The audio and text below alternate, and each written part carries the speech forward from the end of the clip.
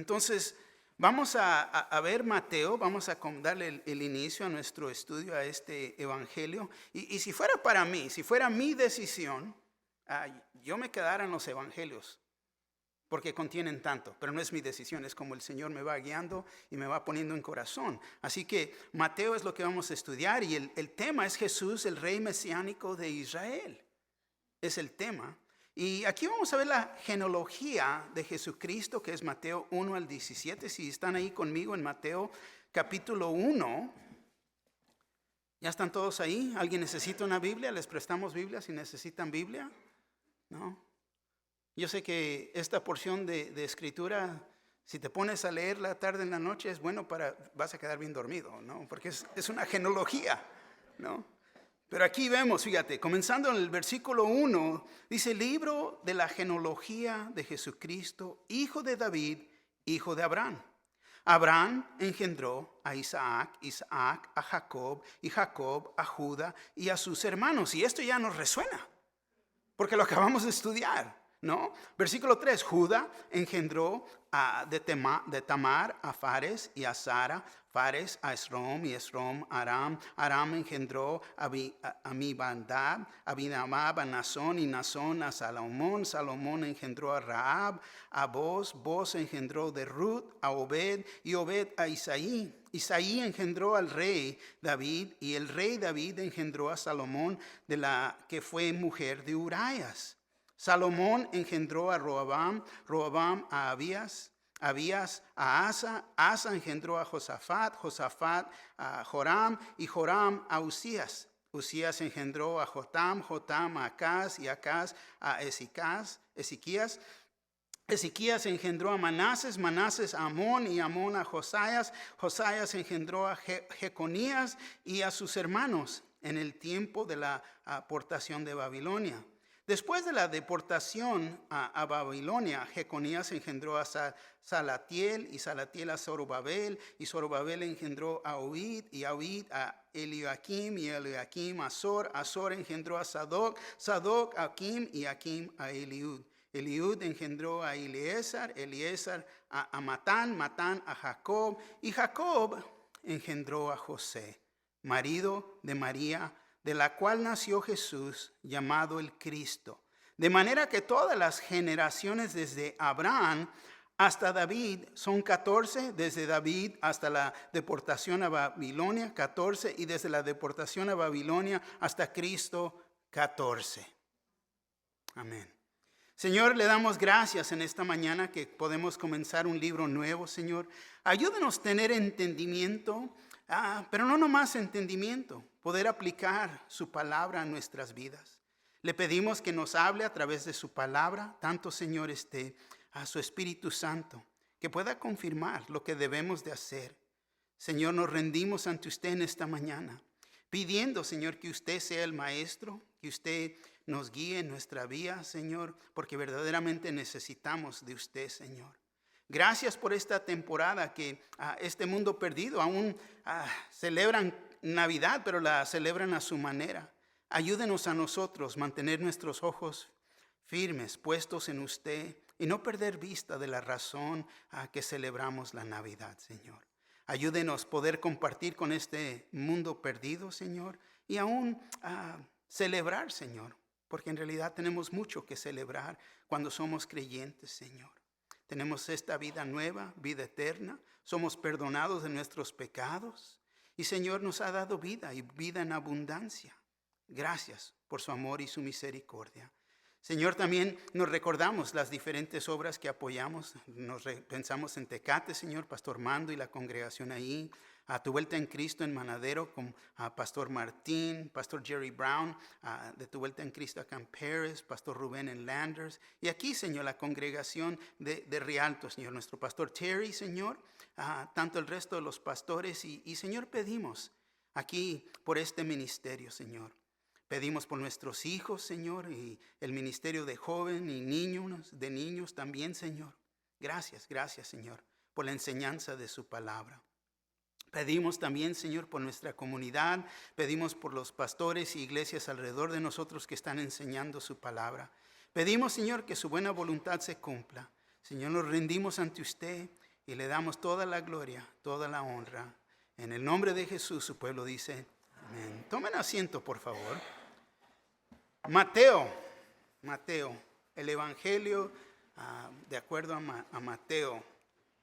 Ahora, ha habido los años de silencio entre el Antiguo Testamento y el Nuevo Testamento. Cuando Dios no dijo nada, cuando no se escribió nada. Y de repente se presenta un hombre y se presenta como rey. Y lo primero que el pueblo hace, le pide pruebas, compruébate, ¿quién eres? Y tiene, para ser un rey, tiene que haber un linaje. ¿Y de dónde viene este rey? ¿Cuál es su origen? Y Mateo, al presentar a Jesús como el rey Mesías de Israel, es como comienza su evangelio, contestando estas meras preguntas. ¿Por qué? Porque aquí Mateo nos da el árbol genealógico del Señor. Y para los judíos las genealogías eran muy, muy importantes. Demasiado importantes, porque iba a determinar de qué tribu venías, qué era tu conexión, eres judío, no eres judío. Y sin una genealogía, uno no podía demostrar que pertenecía a cierta tribu, de las 12 tribus, los 12 hijos ahí de Israel, Jacob. Si no podía comprobarlo, entonces uno no podía comprobarlo, no tenía derechos a la herencia. Así que aquel que decía ser el hijo de David, lo tenía que comprobar. ¿Cómo puedes decir que eres el hijo de David? Y se ha dicho que este evangelio es el libro más importante en el Nuevo Testamento. Se ha dicho. ¿Por qué? Porque es un puente que nos trae de la oscuridad que hubo en el Antiguo Testamento por tantos años y nos trae al Nuevo Testamento. Y una vez más, Mateo, fíjate, procura comprobar que Jesús es el rey, el hijo de David. Y resaltan dos puntos aquí en este primer capítulo. Se ve primero el linaje humano de Cristo Jesús. Y luego vemos la descripción de su nacimiento. Y qué curioso que es diciembre, ¿no? Comenzamos a ver el nacimiento de Cristo Jesús en nuestro segundo estudio. Y vamos a continuar. Así que Jesús, fíjate, es la raíz y el linaje de David. Muy importante, muy importante. Es más, en el libro de Apocalipsis, capítulo 22, versículo 16, dice así: yo, Jesús, he enviado mi ángel para darnos testimonio de estas cosas en las iglesias. Y él dice: yo soy la raíz y el linaje de David, la estrella resplandeciente de la mañana. Entonces Jesús mismo se declara ser la raíz y el linaje de David. Muy importante, muy importante. Y ya hemos estudiado que Él es la raíz. ¿Por qué? Porque Jesús es eterno. Él siempre ha existido. Él estuvo desde el principio, y podemos regresar a Génesis y darle repaso, pero en realidad todo eso ya tenemos esa fundación. Eso es tan importante. Él es creador de todo, incluyendo a David, pero al mismo tiempo vemos que es a través del linaje de David, que es decir, su humanidad, que él está ligado a David, ¿en qué? En su nacimiento. Muy importante. ¿Por qué? Ponte a pensar. Martín Lutero dijo esto: él fue el único monarca que jamás mereció que el hombre se postrara delante de él. Él era un hijo de la pobreza, cuya vida transcurrió en la enseñanza y que murió en una muerte deshonrosa, en la humanidad de él. ¿Quién se iba a inclinar ante este rey por el lado humano? Pero es más que simplemente un rey. Él es el Rey de Reyes. Él es creador. Y fíjate, aquí podemos ver una comparación o contraste con los demás evangelios. Los primeros 3 evangelios se llaman evangelios sinópticos. Y es un adjetivo debido a un vocablo griego que significa ver juntos. Se ven juntos, o podemos decir Mateo, Marcos y Lucas ven toda la vida de Cristo de una manera similar, pero cada uno tiene su propio énfasis en una manera similar. Fíjate, Mateo presenta a Cristo como el Rey Mesías de los judíos. Marcos muestra a Cristo como el siervo y escribe con énfasis a los romanos. Lucas ve a Cristo como el Hijo de Hombre y escribe con énfasis a los griegos. Y Juan presenta a Cristo como el Hijo de Dios y escribe para todo el mundo. ¿Por qué? Porque el libro de Juan está escrito a los gentiles, hacia nosotros, podemos decir. Mateo, fíjate, escribió su evangelio una vez más. La dirección era a los judíos. Y comenzó el evangelio de Mateo con una genealogía y lo hace con el propósito de comprobar que Jesús está en esta genealogía, que a él le pertenece el trono de David. Muy importante, si va a ser rey, si va a ser el rey Mesías, el rey prometido, el Cristo, tiene que haber esta genealogía. Tiene que haber comprobantes. Y lo hace, esta es la mera razón que hace esto. Que él le pertenecía al trono de David. Y luego Marcos escribió su libro como un anuncio, podemos decir. Marcos verdaderamente no pierde tiempo de dar este anuncio. Marcos presenta a Cristo como el siervo y fue principalmente escrito para los romanos. Marcos se enfoca en la acción y no tanto en los discursos. Me encanta Marcos, ¿por qué? Porque va muy rápido y cambia de tema rápido. Luego Lucas se concentró en la humanidad de Jesús, se concentró en el nacimiento, en la perfección de su nacimiento. Él sabía, fíjate, que los griegos se identificaban con el bebé perfecto, tanto como el hombre perfecto. Y luego Juan comienza con lo eterno, que Jesús siempre ha existido. Jesús es deidad. Amén.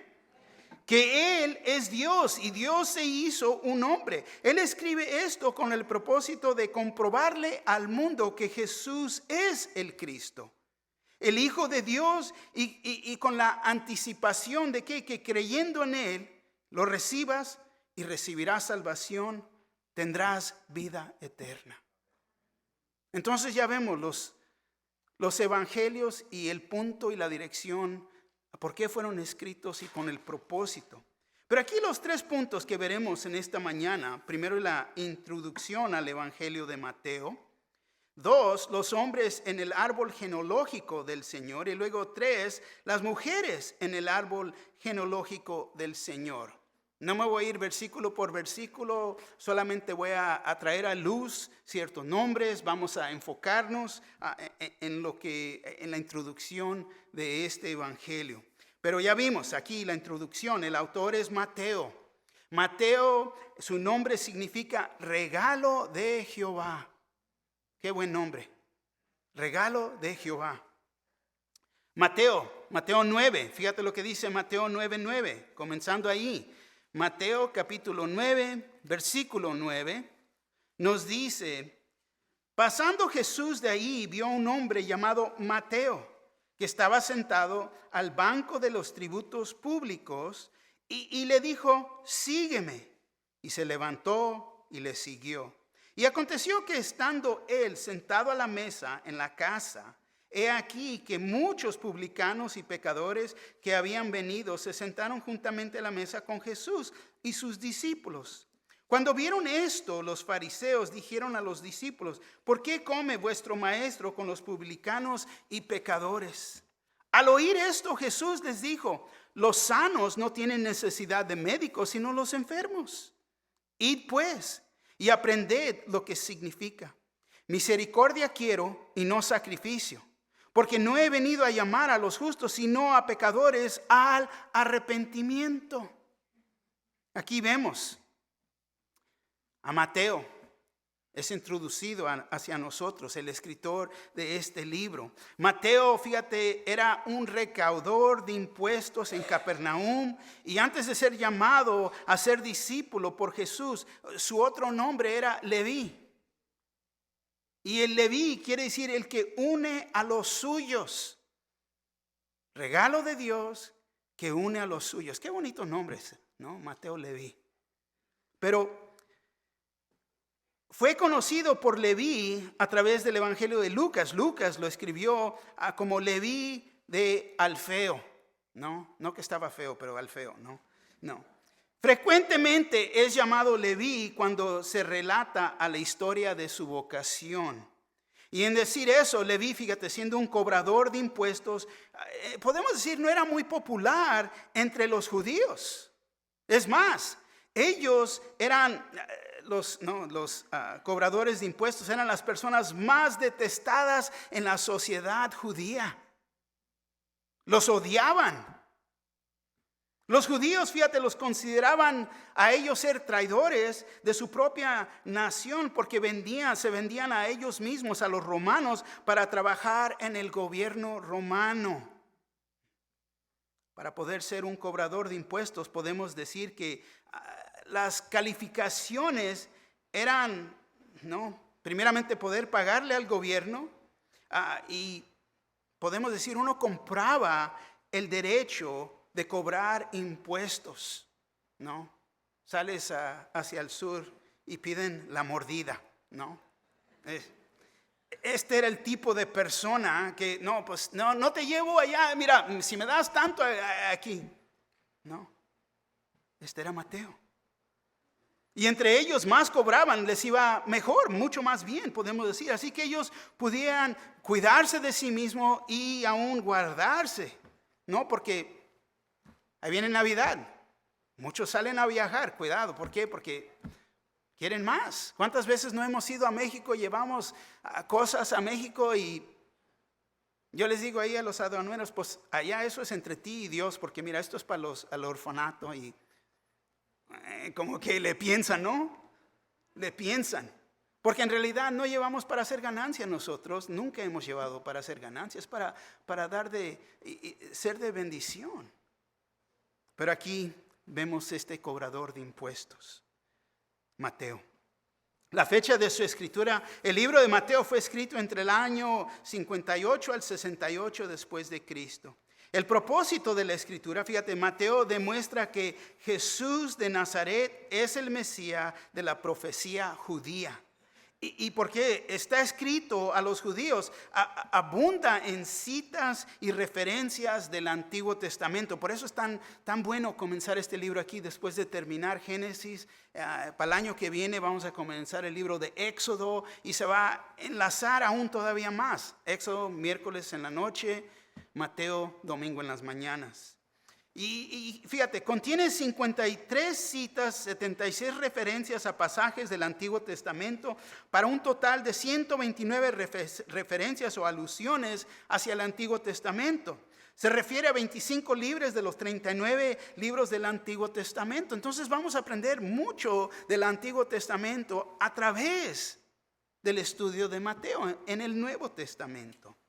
Tema: Mateo no escribió este evangelio en orden cronológica. Es muy importante saber esto al entrar y comenzarnos a estudiar, tanto como lo leemos en Marcos y Lucas. Pero fíjate, él seleccionó ciertas escrituras y pasajes para comprobar una verdad específica, que Cristo es el Rey de los judíos y viene del linaje de David, rechazado por ellos mismos y crucificado por el mundo entero, y ahora Él vive en el cielo.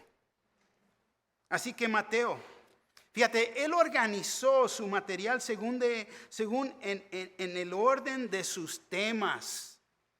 Ahora, Mateo, en ser un cobrador de impuestos, posee una habilidad. Y esto se me hace tan curioso a mí. Fíjate, porque las personas que llevan la contabilidad, que son licenciados o tienen ese oficio, tienen una habilidad muy diferente a la de nosotros. La mente de ellos trabaja diferente, les encantan los números, pueden ver las cosas en una orden que uno mismo en realidad no puede. Y es una habilidad que, fíjate, hace sus escritos más interesantes hacia nosotros como cristianos. Fíjate, los recaudadores de impuestos de esos días, fíjate, eran capaces de escribir en una clase de taquigrafía. Y lo que esto esencialmente significa para nosotros es que Mateo tenía la habilidad de poder registrar las palabras de una persona mientras esa persona hablaba. Y lo hacía palabra por palabra. Hay veces que las personas me reclaman, ay pastor, va bien rápido que no pude ni anotar y no. Mateo tenía la habilidad, fíjate, de captar todo lo que se estaba diciendo. ¿Por qué? Porque esta era parte de lo que él hacía en su oficio. Tenía la habilidad, esta habilidad, y significa que las palabras de Mateo no solamente estaban inspiradas por el Espíritu Santo, sino que deben de representar una transcripción actual de algunos de los sermones de Cristo Jesús. Cuando él estaba ahí, fíjate, estaba anotando completamente las meras palabras de nuestro Señor Jesucristo. Como el Sermón del Monte, que se encuentra en el capítulo 5 al 7.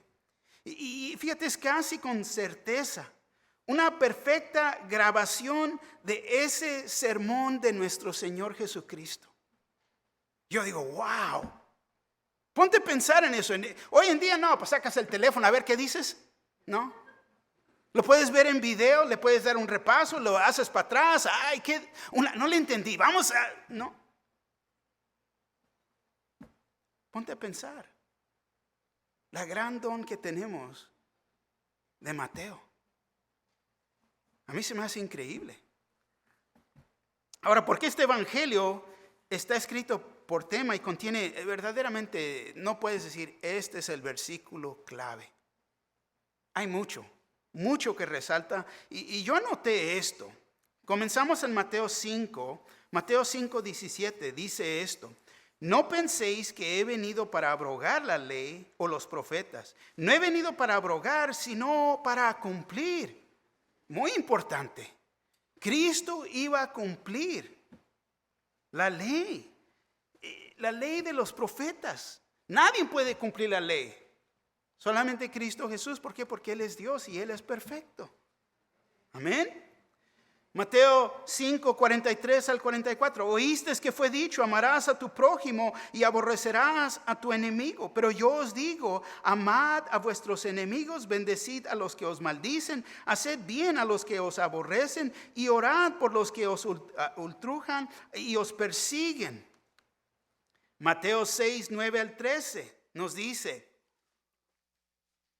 vosotros pues oraréis así. Y yo creo que todos se saben esta porción de escritura, ¿no? Padre nuestro que estás en los cielos, santificado sea tu nombre, venga tu reino. Hágase tu voluntad como en el cielo, así también en la tierra. El pan nuestro de cada día, dánoslo hoy y perdónanos nuestras deudas, como también nosotros perdonamos nuestros deudores. Y no nos metas en tentación, mas líbranos del mal, porque tuyo es el reino y el poder y la gloria por todos los siglos. Amén. Mateo 16:26. Porque ¿qué aprovechará al hombre si ganare todo el mundo y perdiere su alma? ¿O qué recompensa dará el hombre por su alma? Mateo 22:37 al 40. Dice, Jesús le dijo, amarás al Señor tu Dios con todo tu corazón y con toda tu alma y con toda tu mente. Este es el primero y grande mandamiento, y el segundo es semejante, amarás a tu prójimo como a ti mismo. De estos dos mandamientos depende toda la ley y los profetas. Mateo 27:31. Después de haberle escarnecido, le quitaron el manto, le pusieron sus vestidos y lo llevaron para crucificarle. Mateo 28, 5 y 6, mas el ángel respondiendo dijo a las mujeres: no temáis vosotras, porque yo sé que buscáis a Jesús, el que fue crucificado. No está aquí, pues ha resucitado, como dijo. Venid, ved el lugar donde fue puesto el Señor.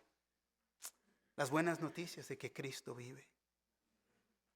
Mateo 28, 19, 20. Termina el libro con estas palabras: por tanto, id y haced discípulos a todas las naciones, bautizándolos en el nombre del Padre, del Hijo y del Espíritu Santo, enseñándoles que guarden todas las cosas que os he mandado. Y he aquí, yo estoy con vosotros todos los días hasta el fin del mundo. La gran comisión. Contiene mucho este libro, en realidad, y me encanta. Voy a decir, es el primer libro que yo leí. Como cristianos todos decían, lee el Evangelio de Juan, y para mí fue Mateo. Fue mi primer libro que leí. Me encanta este libro y en realidad me encanta porque me forzó a regresar al Antiguo Testamento y conocer más de la Biblia. Y es como conocemos toda la palabra de Dios. Amén. El bosquejo, y hay bosquejos de diferentes maneras que los puedes dar. ¿Cómo vas a separar el libro? Hay muchas maneras, pero aquí les doy este.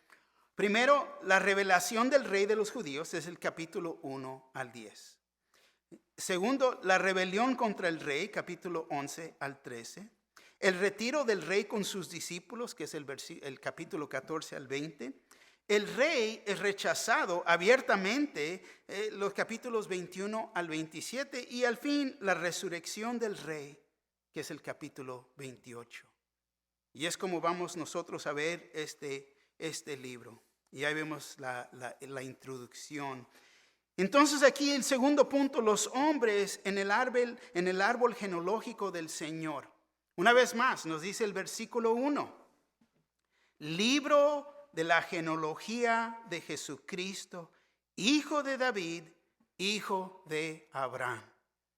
Jehová, fíjate, había hecho una promesa a Abraham. Ya lo vimos. Le dijo la promesa: serán benditas en ti todas las naciones de la tierra. Génesis 12. Tarea, no. Quiero que vayan a reforzar. Si les doy tarea, es importante regresar y leer durante la semana para reforzar lo que ya sabemos, lo que hemos estudiado. Génesis 12. Y fíjate, esta es la razón que se entendía que de Abraham iba a venir el Mesías. Aquel que sería una bendición para todas las naciones de la tierra. No era Abraham, era Jesús. Así que todo aquel que proclamase ser el Mesías tendría que comprobar que era un descendiente de Abraham, ya que Dios le había hecho esta promesa. Más tarde fue la promesa de Dios a David, que él construía la casa de David y que sus simientes se sentarían en el trono de David para siempre. Y es a través de esa promesa que David entendió que Dios estaba prometiendo que el Mesías vendría a través de su descendencia, a través de su linaje, de la genealogía. Y esto es importante porque fueron promesas dadas en el Antiguo Testamento, muchos años antes. Y después hubieron muchas profecías que se referían al Mesías como el retoño de la vara de Isaí. Isaías capítulo 11. Ahí lo pueden leer.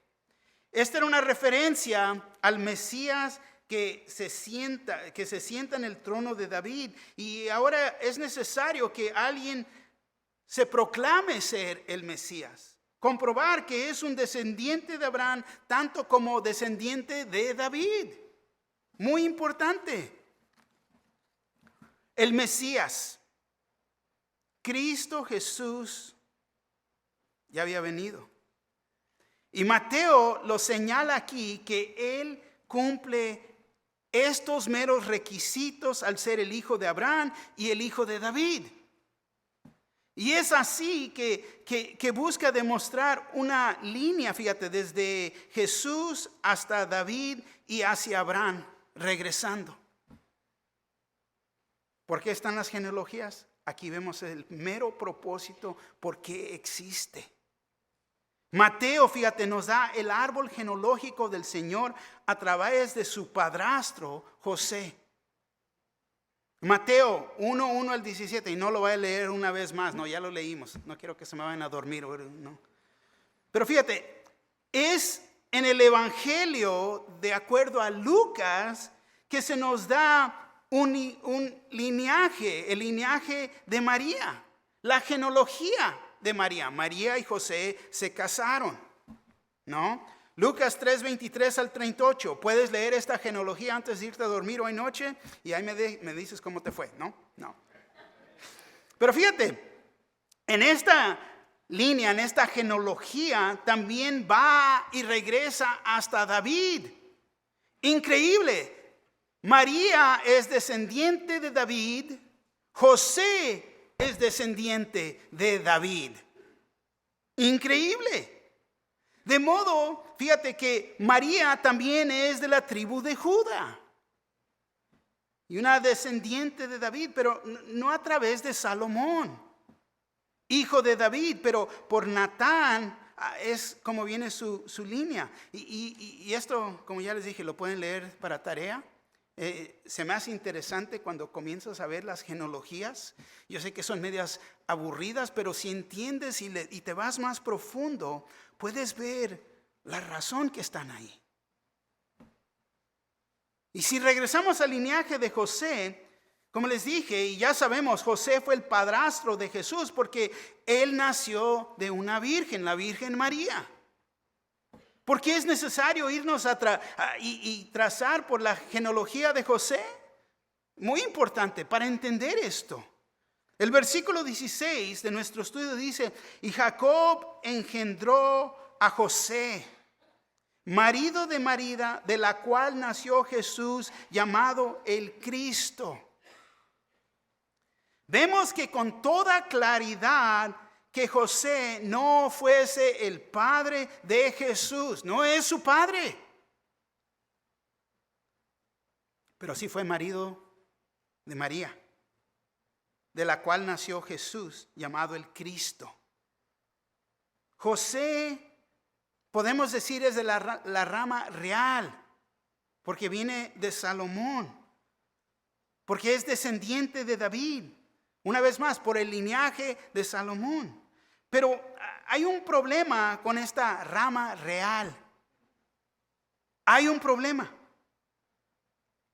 La línea real que viene a través de Salomón estaba, podemos decir, deshabilitada. Ya no podían sentarse sobre el trono a causa del pecado de Jeconías. Jeremías 22:30 dice esto: así ha dicho Jehová, escribid lo que sucederá a este hombre privado de descendencia, hombre a quien nada próspero sucederá en todos los días de su vida, porque ninguno de su descendencia logrará sentarse sobre el trono de David, ni reinar sobre Judá. Entonces hay un problema. ¿Y por qué tanto énfasis en todo esto? Porque los judíos van a atacar esto. Ellos no van a reconocer a Cristo como el Mesías, como el prometido, como el verdadero rey. No puede ser rey porque esto pasó. Nadie se puede sentar en el trono por lo que pasó. Pero, ya les dije, Jesús siendo el hijo de María, todavía puede clamar el trono de David. Pero no por Jeconías, quien fue maldito y así inhabilitó para reinar sobre el trono, tanto como alguno de sus descendientes ya no lo iba a cumplir. Entonces, si Jesús fuera el hijo de José, no podría reinar sobre el trono de David por la maldición que se ve en Jeremías 22. Pero siendo el hijo de David, a través de Natán, una línea diferente, él tiene el derecho al trono al venir de María. Increíble, simplemente increíble. Por las dos líneas llega a ¿qué? Tiene el derecho al trono. Increíble. La nación de Israel reconocían el derecho que él tiene al trono en José, la línea real. Le pertenece. Por ser el hijo mayor de José. Pero fue adoptado. No, pero le da los derechos. ¿Por qué? Porque es su hijo. Era considerado el hijo mayor de José, aunque nació del Espíritu Santo. Entonces Jesús tendría, por tanto, el derecho al trono. Solamente yo puedo decir, esto es increíble. Que Dios cubrió todas las bases para llegar a este punto. Que nadie puede descalificar y decir, no lo es. Versículo 17 dice, de manera que todas las generaciones desde Abraham hasta David son 14. Desde David hasta la deportación a Babilonia, 14. Y desde la deportación a Babilonia hasta Cristo, 14. En esta genealogía, entonces, esto nos ayuda a entender que no está completa. Se dejaron fuera ciertos nombres, los puedes estudiar y los puedes encontrar en el Antiguo Testamento, pero fíjate, Mateo los omitió para dar un resumen sistemático. 14 generaciones, 14, una vez los números de él, la mente de él, es lo que resalta aquí. Un resumen sistemático de 3 periodos de tiempo, 3 periodos de la historia de Israel y cada uno 14 generaciones. Y te voy a decir, esto era común entre los judíos dejar fuera ciertos nombres que menos importantes, podemos decir, para ayudar a los niños a recordar las listas, porque recuerda que ellos ponían todo a memoria. ¿Quieres ver la memoria de ellos? ¿Qué es el salmo más largo en la Biblia? ¿Cuál? Lo ponía en la memoria. Y cada porción ahí los ayudaba. Por eso tienen diferentes nombritos ahí. Increíble. Pero lo ponían a memoria y esto los iba a ayudar a mantener esto en orden. 14 generaciones. 3 periodos de tiempo, 3 grupos de 14 sería más fácil para ellos recordar. Pero se me hace increíble. Hoy en día no hay ningún judío que pueda comprobar su linaje actual, legal. No tienen ni existe un registro genealógico preciso. No existe ni un judío en todo el mundo que lo pueda comprobar que es un descendiente de David. Ellos perdieron todos estos libros de las generaciones en el año 70 después de Cristo, cuando destruyeron el templo. Porque ahí estaban los libros. Pero se perdieron todos. Así que yo no puedo entender, no comprendo cómo están saliendo mexicanos que de repente se declaran ser judíos porque tengo el apellido Pérez, Y no se rían también, porque también de Centroamérica y Suramérica también dicen lo mismo. No hay comprobantes, ya todo eso, judíos hay judíos, pero ya no pueden comprobar su linaje, como lo puede comprobar nuestro Señor Jesucristo. Fíjate, lo bueno es que el Mesías ya vino. Y vemos que a través de Mateo, que Él cumple con los requisitos de ser hijo de Abraham, hijo de David. El versículo 3 El versículo 3, Judá engendró a Tamar, a Fares, a Zara, Fares, Esrom, a Judá. El primer nombre que resalta aquí, Judá. El cuarto de los hijos de Jacob y Lea, algunos de ustedes lo dijeron, yo no lo dije. Génesis 29. Ya vimos, ya estudiamos. Judá se apartó de sus hermanos y se casó con una cananea. Judá fue el que convenció a sus hermanos no matar a José, pero venderlo a la esclavitud. Judá. El versículo 6 resalta el nombre David, el segundo rey de Israel. Comenzó su vida como un niño pastor, era músico, él tocaba el arpa, tuvo una gran victoria sobre Goliat, el gigante filisteo. Las mujeres de Israel se pusieron a cantar y Saúl era el primer rey y ellas cantaban: Saúl hirió a sus miles, pero David a sus 10,000. El rey Saúl lo persiguió. Él tenía una gran ira contra David y David huyó al desierto. David, fíjate, tuvo por lo menos, increíble, 8 esposas y muchas concubinas. En tiempo de guerra David se quedó en casa y es cuando vio a Betsabe y cayó en pecado. Y comenzó una cadena de pecados que incluyó homicidio, fornicación, hipocresía y la falta de disciplina en su hogar, que trajo gran consecuencias a sus hijos. Pero Dios buscó a un hombre conforme a su corazón. Y David fue ese hombre. Increíble, yo sé, nos rascamos la cabeza. Pero la Biblia dice mucho de esto. No cubre los pecados, no los errores de uno. Los trae a luz. Versículo 6, a Salomón. Vemos a Salomón, rey de Israel, hijo de David y de Betsabe. Fíjate, era el hombre más sabio. Increíble. Gran constructor del templo de Dios y su palacio. Pero una vez más, la Biblia nota con toda claridad que el gran rey Salomón, a pesar, entonces yo no creo que estaba tan sabio como dice la palabra, ¿no?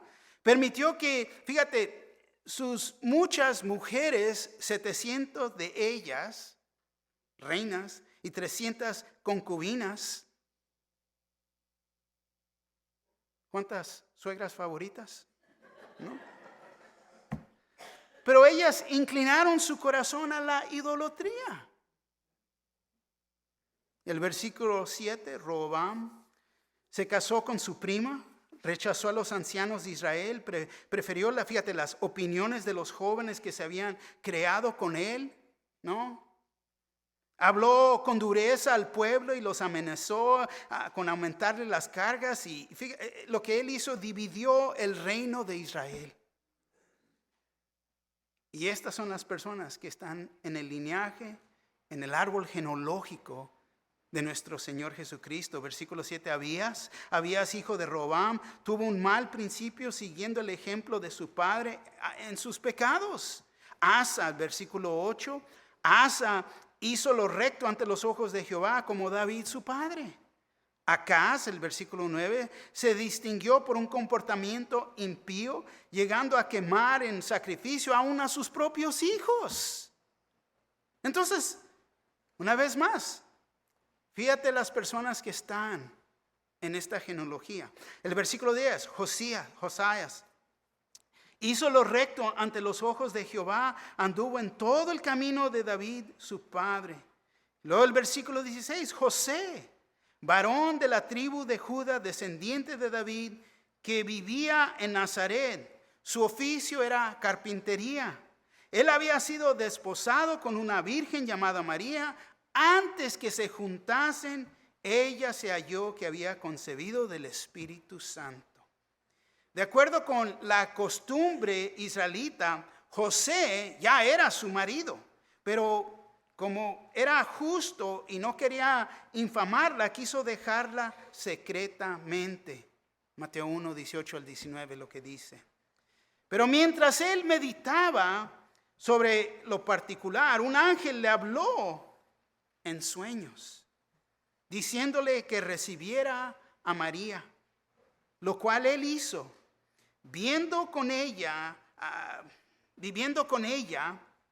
sin conocerla sexualmente hasta que nació el niño, el cual le puso el nombre de Jesús siguiendo las instrucciones del ángel.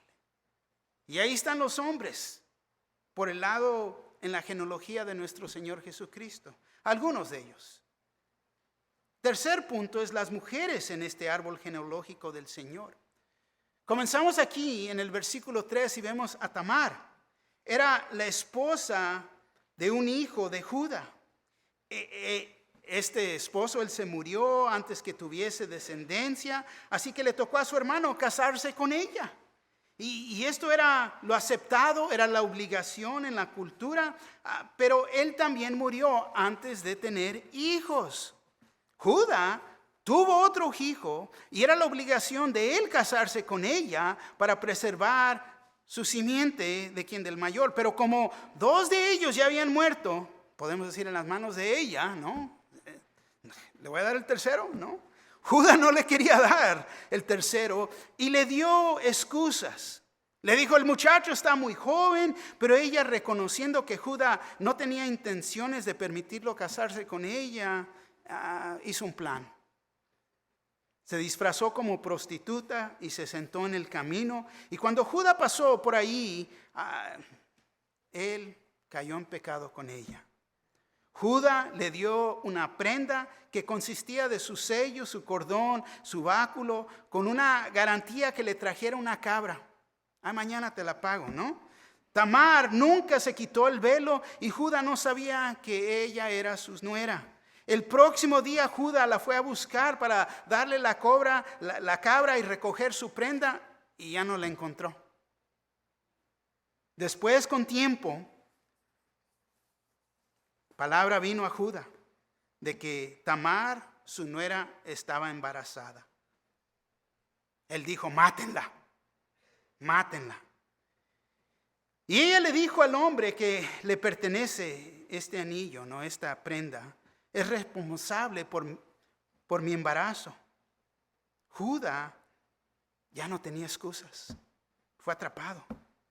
Pero aquí vemos a estos dos, aún en el linaje de Jesús, a estos dos, a Judá y Tamar. Ahí les va la tarea, pueden leer Génesis 38, darle un repaso, ¿no? El versículo 5 vemos a Rahab. Rahab era una prostituta en Jericó. Cuando los espías llegaron ahí, ella los escondió y los ayudó a escaparse. Ella les dijo, por favor, cuando tomen la ciudad, libren a mi familia y a mí misma. Ella fue una creyente, creía en el Dios de Israel. Cuando la ciudad de Jericó fue tomada, ellos respetaron a Rahab y la dejaron vivir a ella y a su familia. Rahab, fíjate, no venía en la línea, en el linaje aquí de Israel, pero ella, fíjate, una prostituta cananita, solamente por la gracia de Dios, Él la puso en esta línea genealógica, en el linaje. Increíble. Pueden leer Josué capítulo 2, Josué capítulo 6. Versículo 5, Ruth. Rahab es la madre de Boaz, que bien sabemos que se casó con Ruth, la moabita. Los moabitas estaban bajo una eterna maldición de Dios. Y es solo una vez más por la gracia de Dios que Ruth se casó con Boaz. Y su hijo fue Obed, de quien es hijo de Isaí, del cual nació el rey David. El Señor, fíjate, puso a esta mujer, una gentil, aún en la genealogía de Jesús. En realidad vemos dos mujeres gentiles aquí. Pueden leer el libro de Ruth. Ya podemos ver que estas personas estaban en la genealogía de nuestro Salvador, el Mesías Cristo Jesús.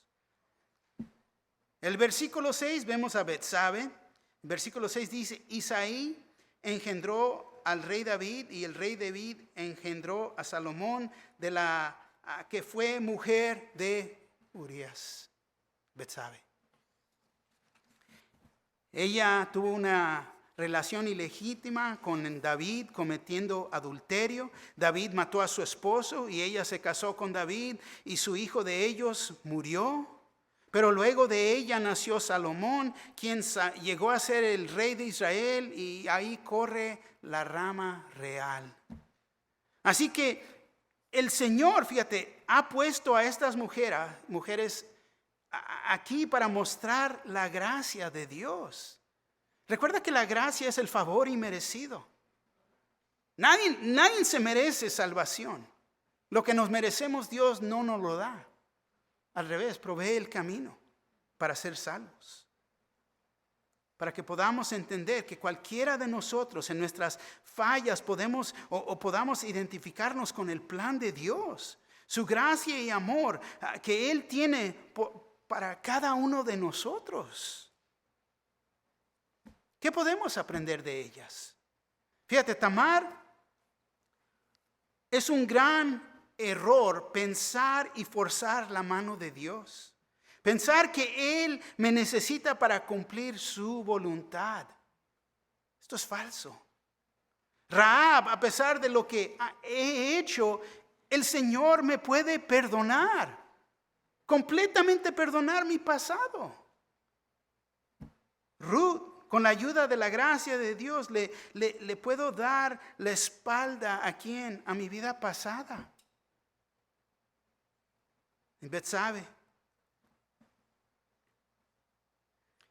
No has cometido un pecado que no se pueda perdonar. Increíble. Increíble. ¿Y María? Versículo 16, María. Y Jacob engendró a José, marido de María, de la cual nació Jesús, llamado el Cristo. Una vez más, Jesús no le nació a José, fue concebido del Espíritu Santo. Versículo 18, el nacimiento de Jesucristo fue así. Estando desposada María, su madre, con José, antes que se juntasen, se halló que había concebido del Espíritu Santo. ¿Qué es lo que podemos aprender de María? Te voy a decir, cuando las cosas se ven completamente imposibles, es cuando uno puede contestarle, sí, sí, mi Señor. Lucas 1:38 dice así, entonces María dijo, he aquí, la sierva del Señor, hágase conmigo conforme a tu palabra, y el ángel se fue de su presencia. Señor, hágase su voluntad, no la mía. Amén. ¿Qué es la aplicación en todo esto? Anoté 3 puntos de aplicación. Sí, ya llegamos al fin, increíble, ¿no? Primero, no puedes escoger tu linaje. Dios ya te lo dio. Ya te lo dio. 2, tu pasado no debe determinar tu futuro. Son las decisiones que hacemos de día en día que van a determinar nuestro futuro. 3, la decisión más importante que uno puede hacer es de creer en y aceptar a Jesús como tu Señor y Salvador. En esta mañana te digo, si no lo conoces, arrepiéntete. Invítalo a ser tu Salvador. Simplemente es decir, Señor, soy un pecador. Yo sé que viniste a este mundo para dar tu vida en la cruz. Tu sangre fue derramada para que pudiera haber perdón de pecados. Ahí moriste en la cruz, fuiste enterrado, pero has resucitado. Cristo vive y Él nos quiere dar vida eterna.